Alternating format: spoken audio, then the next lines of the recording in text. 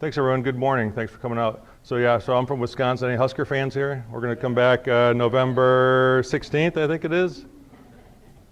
I'm going to try to schedule a meeting back up here at that time.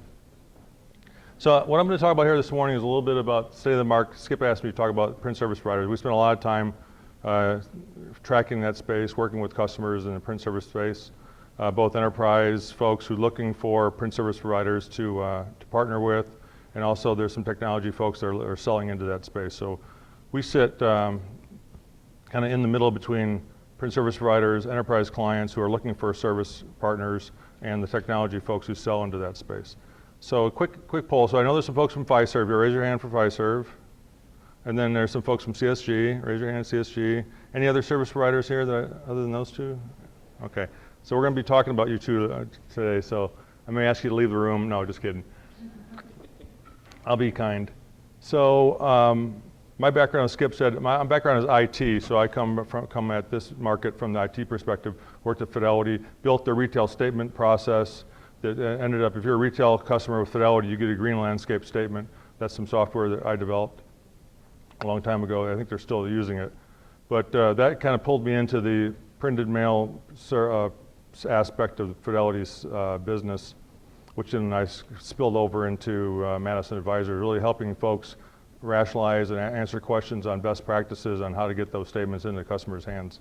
So really what we do at Madison is really look at the customer communication space, really whether it's paper or electronic, from the beginning, from the receipt of data out through the end of customer touch point. So let's get started, and we'll make this kind of dynamic here. There'll be some questions. So that's a little bit about us, right? I think what differentiates Madison from some of the other analyst firms is that we hire folks that have actually been out in the trenches, turning the wrench, have practical experience working on these systems, working with the tools that we evaluate, and delivering systems for their enterprise if they work there. So a couple of our team members come from the enterprise space. Susan Cotter comes from the EDM, which is a print service provider in that space. So we've got different aspects as we look at the market. One of the other things I think differentiates us is we don't sell or service or implement any of the technology that we review. So customers know. So when we're working with, I'll pick on Mutual of Omaha. So Mutual of Omaha knows if they hire us to come and help them with a recommendation or evaluation, that we're going to figure out what's the best solution for their needs, not what's best for a particular vendor that we have a relationship with, because we work with all of them. So we're agnostic in that regard. Again, work with a lot of service providers, both on the print side, and we're getting asked to help with capture, right? Because there's folks in the enterprise space that are responsible for the print and mail side, and the businesses come to them and said, hey, you're good at that paper thing, and we've got this capture business. We want to give you that as well. So we have a number of our enterprise customers we worked with on the output side who are now own capture. So they're coming to us and say, hey, can you help us with this capture? Whether that's new technology or if it's evaluating their process and looking for a capture service provider to move it out of house. So a lot of what we do is technology evaluation, and then I would say strategy and helping folks make decisions around strategy going forward. So I'll talk about a few trends, and then we're going to dive into some of the new things we're seeing around, specifically around print service providers. So there's some technology trends we track. I mean, we've all heard about cloud enablement, and there's also the business and user empowerment. I think from a print service provider side, that morphed its way into what we call dashboards, right? So end users are looking for more control and process control and visibility into where things are within their external service provider. So some of the folks in the print service provider side have developed dashboards that allow for tracking and validation of file receipt, file processing, delivery to the post office, and then actually delivery using post office tools, delivery to the end user customer, and tracking through that process. Artificial intelligence and machine learning. Can anybody define those two and tell me what the difference is? Because I hear them used interchangeably, and I'm not exactly sure how you differentiate those. We're seeing some of those tools used internally for mainly like on return mail, right? Trying to understand why I'm getting return mail and how to process those, eliminate that. Customer experience, everyone's heard of this. So there's, we talk with some of the CXOs and some of the businesses we work with, trying to understand what the journey map is, how to better improve the customer experience. Ultimately, what they want to do is they want to turn paper off, right? Sorry to my friends from the post office. That's their overall goal, right? They see that postage expense and they said, how do I reduce my postage expense? And really the only way to do that is to not mail. So they're looking at how do we figure out to get people to turn off paper. And I got a good example I'll show you here in a little bit.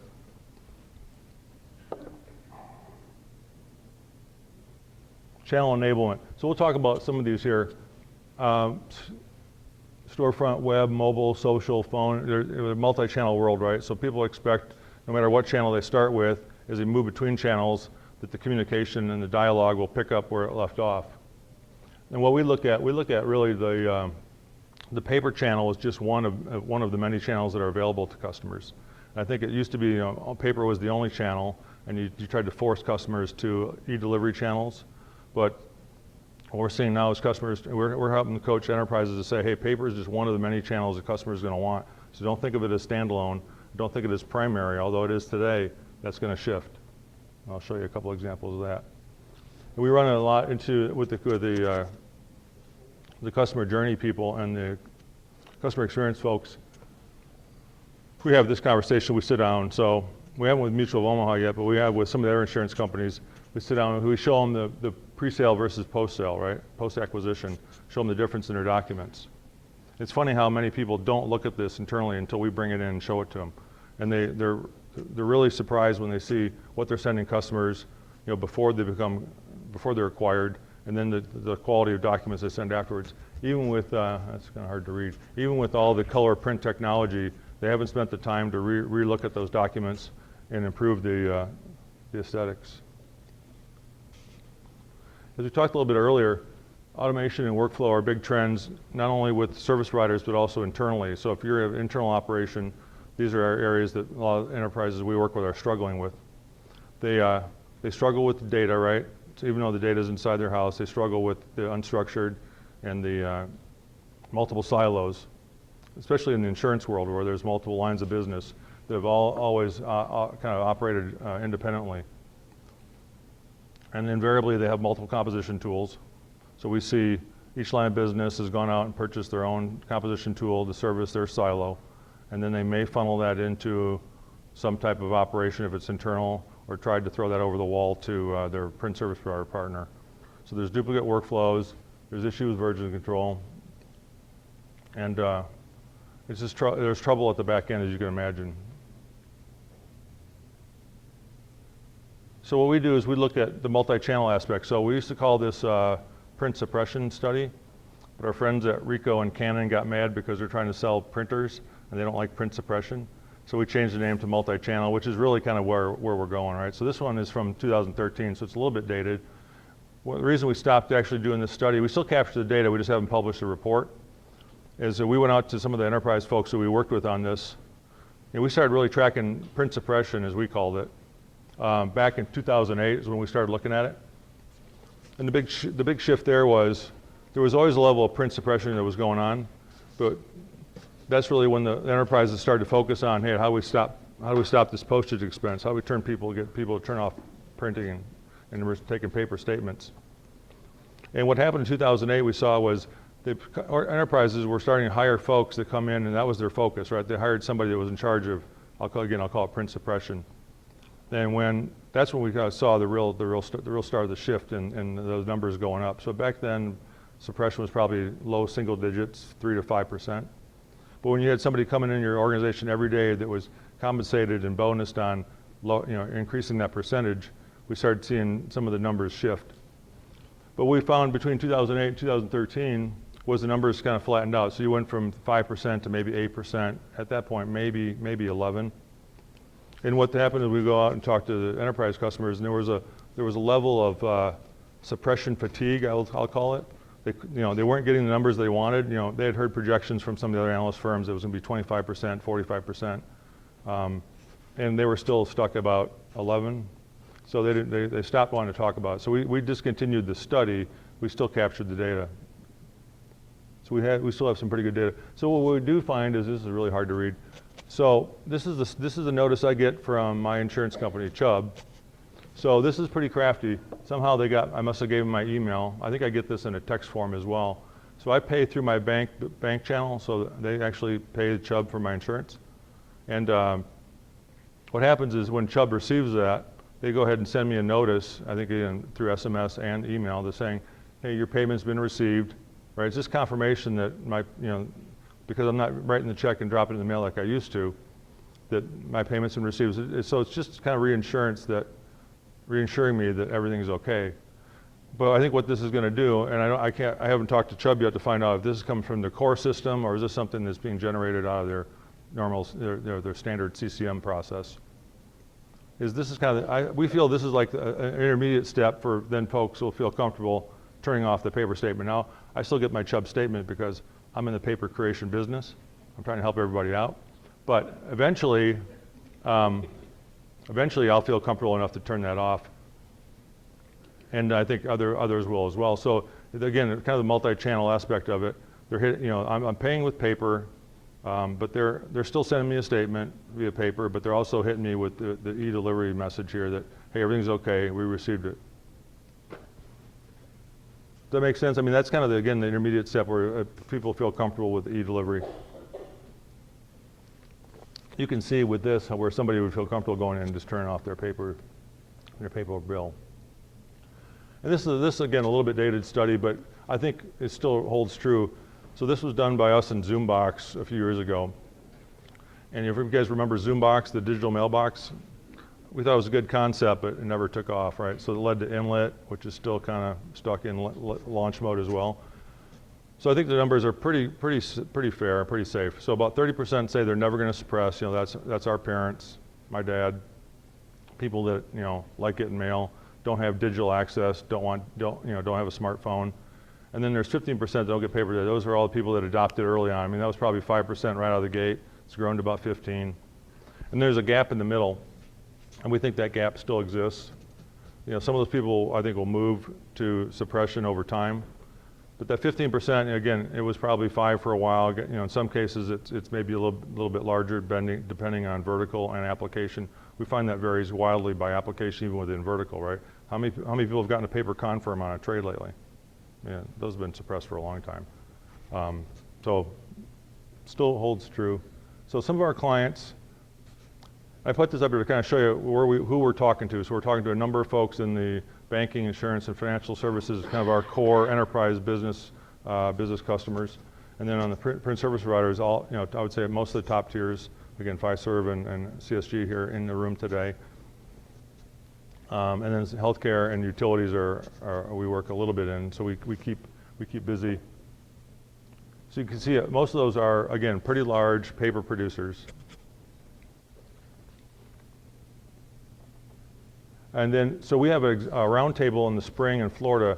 We invite some of our customers to come down and talk about trends and where they're going from technology and where the market's going. And what it is really truly a round table. So we get a big round table in a room about this size, and they all sit around it. And we throw some topics out. We provide some of the information from some of our trends and some of our research. And what they do is literally they just share and say, hey, I've had a problem with return mail, or I've had a problem with undeliverable addresses. I've had a problem with, my Canon printer's down all the time, all right? What's going on? So, and somebody else goes, I had the same problem, and the technician said it was my paper stock. I'm buying paper. I'm not, whatever the issue is. But they talk about it, and they share issues and resolutions across. But I'll tell you that the thing that's interesting here is that all these folks, not all of them, except for USAA and Vanguard, it's about 50-50, and Wells Fargo just outsourced, but the rest of them are all internal operations, so they all struggle with trying to print and mail and deliver effectively, and they ask for our help to do that. So let's talk about print service providers. So this is how we segment the market. So there's really 3 tiers: national, regional, and local. So national are the big folks. That would be the folks in the room today. You can see some of the logos over there in providers. Okay, see that? Is it blurry or is it me? Okay. So we tier it by, whether they've got 2 sites, because we think, if you only have 1 site, right, you've got some DR and business recovery issues. And then production volume, because typically, if you're one of the, and then on the far right, we've got internal businesses that kind of fit that same scale and tier. So if you're all state, your volume's pretty significant, so you're looking for a partner, a service provider that's, relatively in the same scale.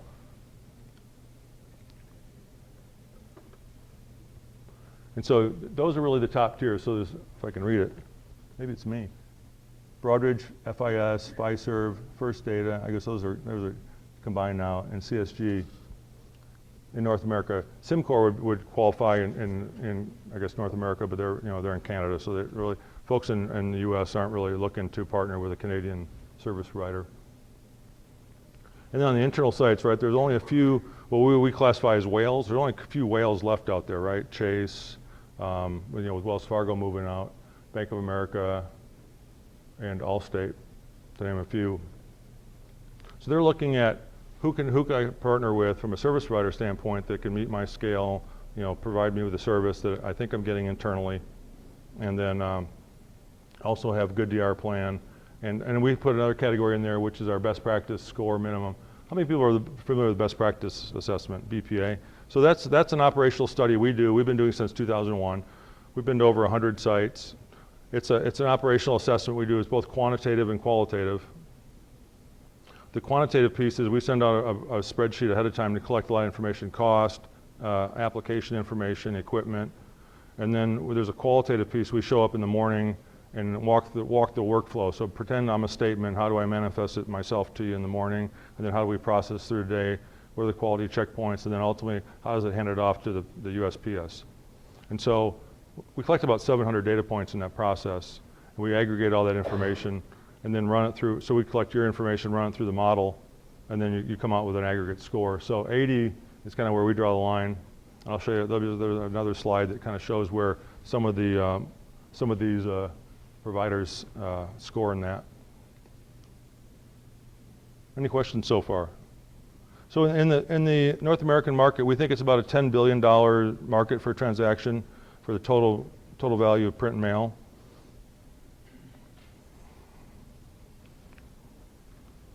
I'm gonna be interested in what the USPS says for market size in that space. I think they cut it a little bit differently. I was looking at the household study. That's a hard read. It's like 260 pages.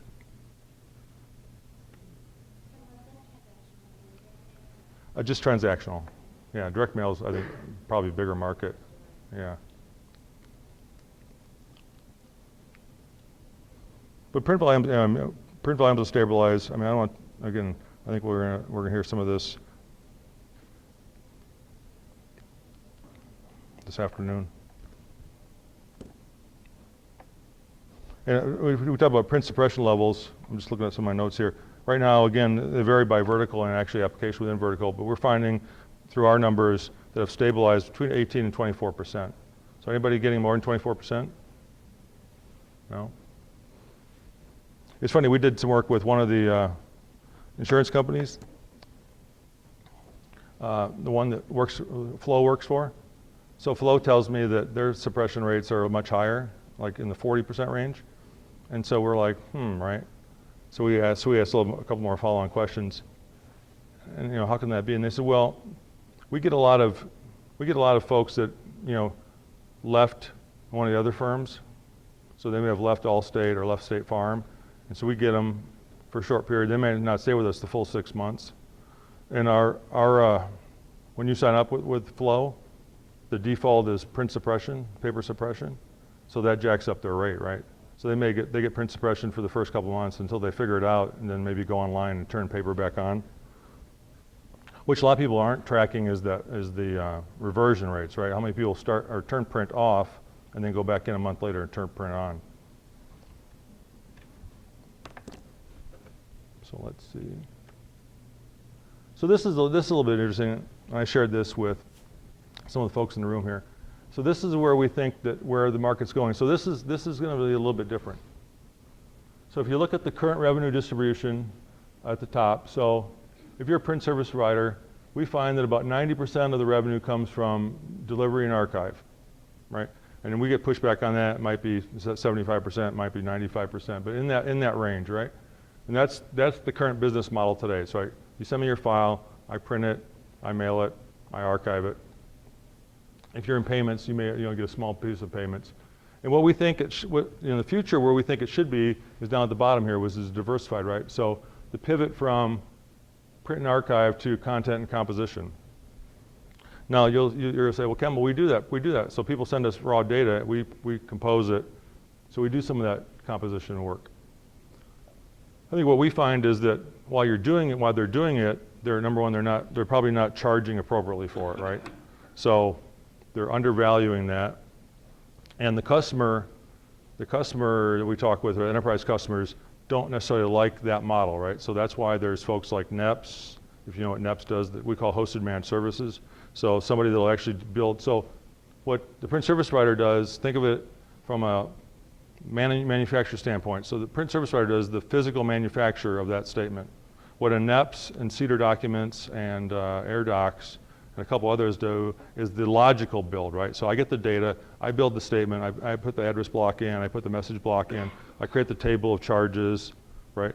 I create that print file, and then I hand the print file off to either my internal operations, the print and mail, or I hand it off to the print service provider. So there's a logical build and there's a physical build, right? So what some of the print service providers do is they kind of marry those, right? You give me the raw data, I'm gonna use my composition tool, I'll build it for you, and then I'll print it. Oh, by the way, I'll print it. I think some customers, some of the enterprise folks we work with, right, they're a little bit leery of that because they get locked in, right? So once you get my raw data and you build my document, it's really hard for me to take that and move it anywhere else. So if you start charging me a lot of money or taking a lot of time to make a change to a letter, I'm somewhat strapped, right? Similar to what you have internal, actually, but they don't think of it that way because it's external to the organization. So what we're trying to do is coach people to separate those two functions, right? The logical and physical build. So in this model, if you can separate the content and composition, the logical build from the physical print and mail, you have some ability to move that work if things aren't going well, right? So I'm working with, not the folks that are in the room today, but there was another firm that was doing this on behalf of an insurance company. You know, the cost to make a change to a letter were exorbitant and the turnaround times were too long. So they asked us to come in and separate those two. So we actually created a model where they actually went out and hired a hosted managed service to do the logical build and then switched their print service provider from the one they were using to another one that had better terms and better turnaround time. So what that allows the firm to do is two things, right? One is, had the firm we left had this kind of model, they could have said, hey, we can make those turnaround times faster. We can lower the cost for the logical build piece, and we'll still do the physical build because we're better and faster than anybody else. What happens is because they couldn't separate those two internally to this print service provider, they lost the business. So what we're hoping to help the print service providers see is that there's a market available to them out there if they can separate those two. Now it's yet to be seen. Will the market see that as materially different than what they're doing today, which is tightly coupling the composition and the print, right? So is a print service provider that's doing composition today materially different or distinguishable between a hosted managed service that they carve out, right? So they carve out a separate business to do composition and content, even though it may be under the same umbrella, but it acts differently. So we're a little conceptual here. I'm hoping I'm not losing you. But there's really two businesses here. And I think the only way these service providers are going to be able to get to this diversified revenue stream is by doing things differently than they do today. And I think the enterprise customers are getting smart to this, right? So we've talked about hosted managed service. Madison has, for 5 years. We got a report out there. We've been tracking the vendors that do that. And I think what we're seeing is that the market's looking for that. So we actually worked with one of the large financial service firms that moved into hiring a print service provider that did both composition and print and mail. And we ran that RFP about 5 years ago. And they looked at NEPS, they looked at Cedar, they looked at, I think there was another firm at the time. And they liked that model. The problem was that, all those firms are relatively small, right? So there may be 50 million in revenue.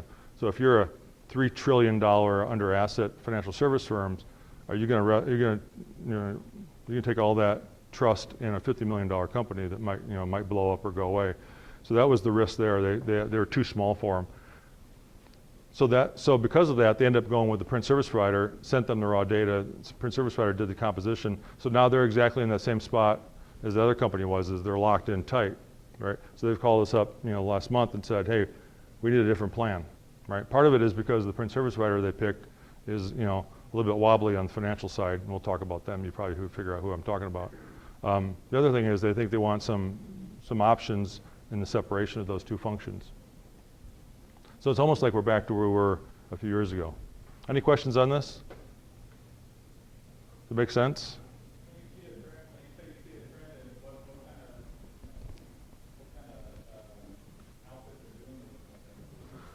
Well, again, the composition and the hosted managed service side, or the logical build, there's really only a few companies that are doing that right now. So you got NEPS, Cedar Technologies.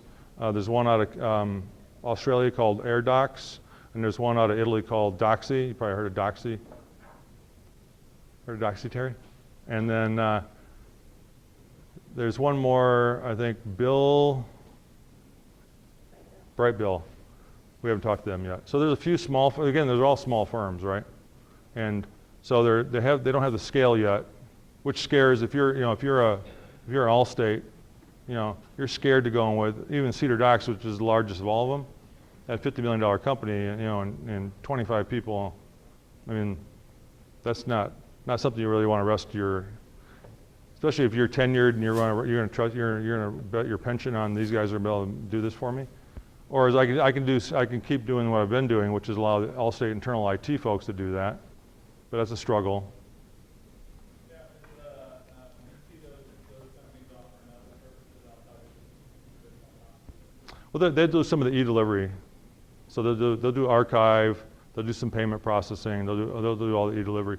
Where we're having trouble with e-delivery is that really a function in this space? Or is that coming, like the example I showed you with Chubb, is that coming out of, Guidewire, right? Some of the core processing system, right? Triggering off, hey, payment was received, and then Guidewire sends off an SMS or an email trigger, and it skips the whole back-end archive print process, right? So I think that's where we need to reconcile. Scott?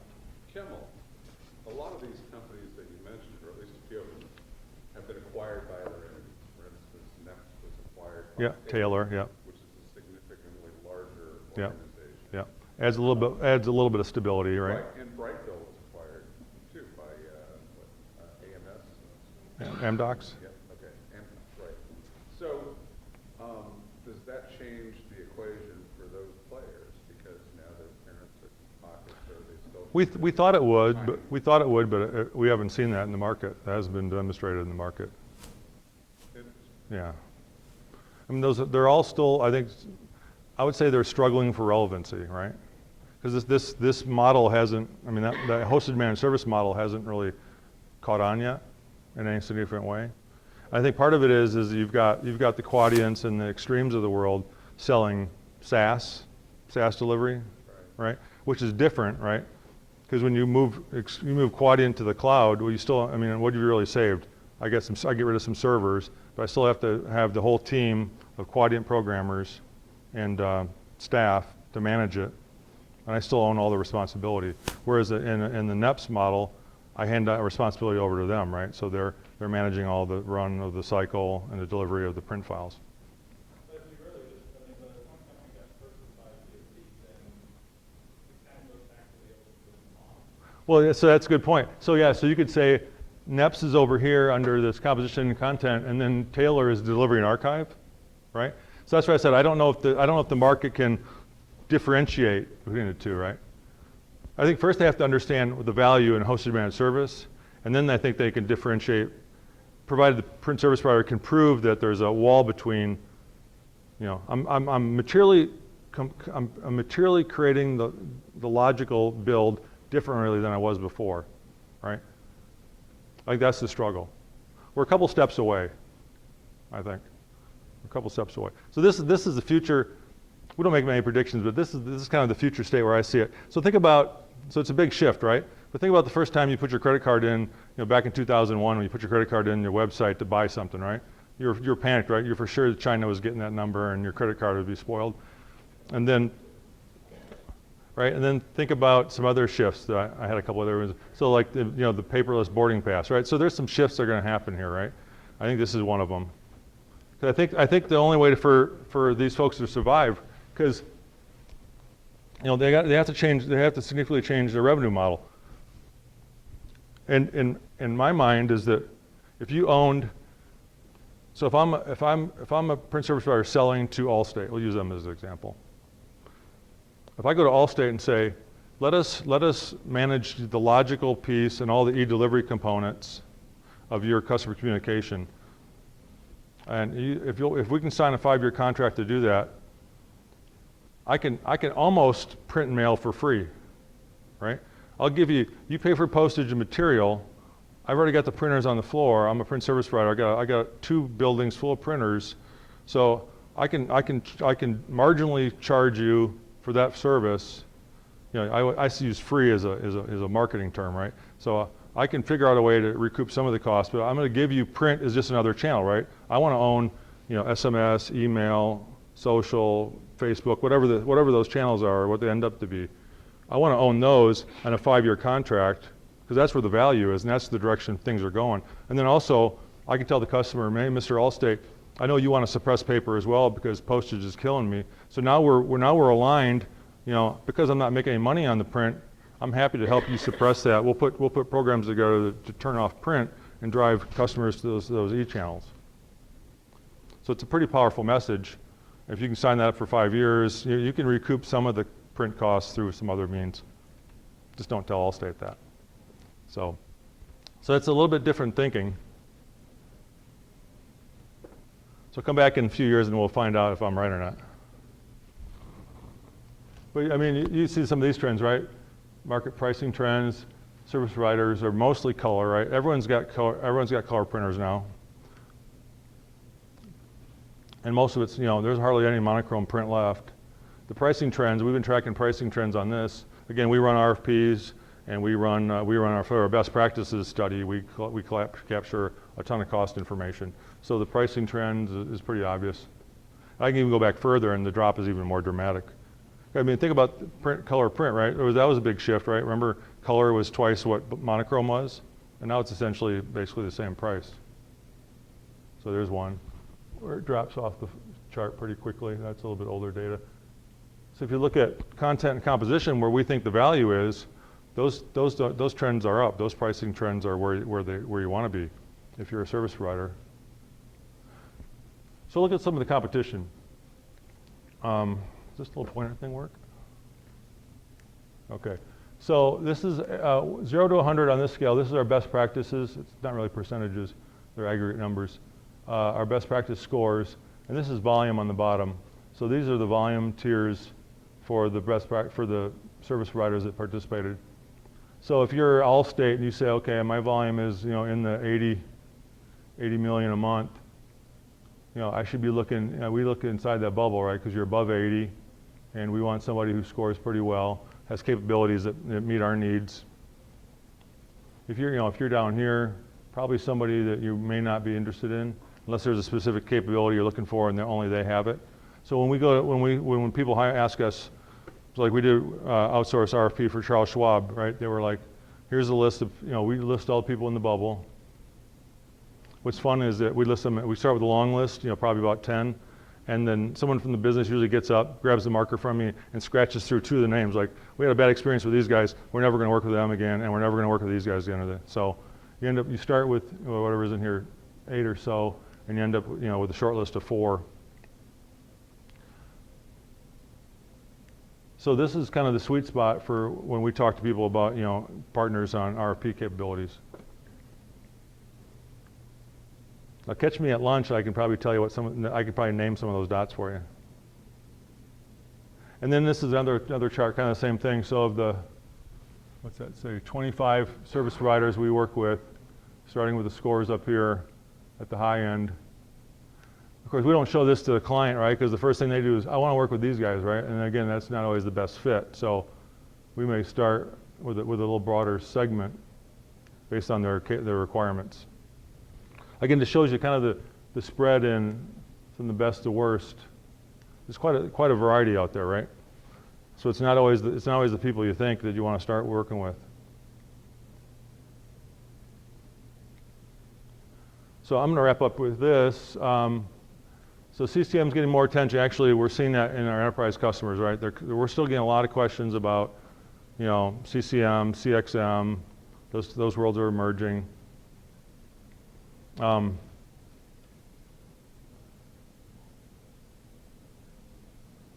CXO at the C-suite, I'm not sure if that's not in every place, but we see that occasionally, where there's people that are asking us how to better map the customer journey.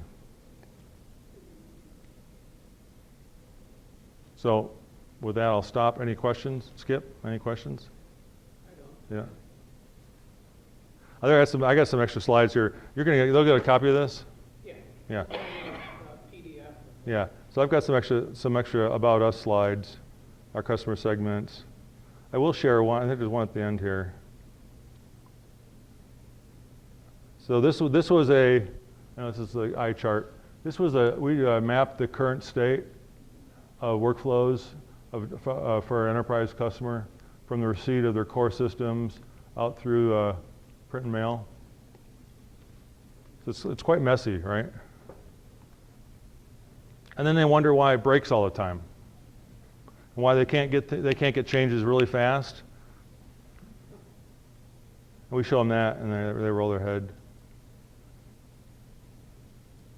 So with that, there's one last picture because I'm from Wisconsin. So that was me back in 1981 with Coach Dave McClain. On the left or the right? Well, that's me now, kind of. That's when I had more hair and it was all one color brown. Go Badgers. They look good. They look good Saturday. They got a test coming up though. Yeah. We'll see how good they are when they go to Ohio State playing the shoe. All right. Thank you. I'll be around if you have any questions.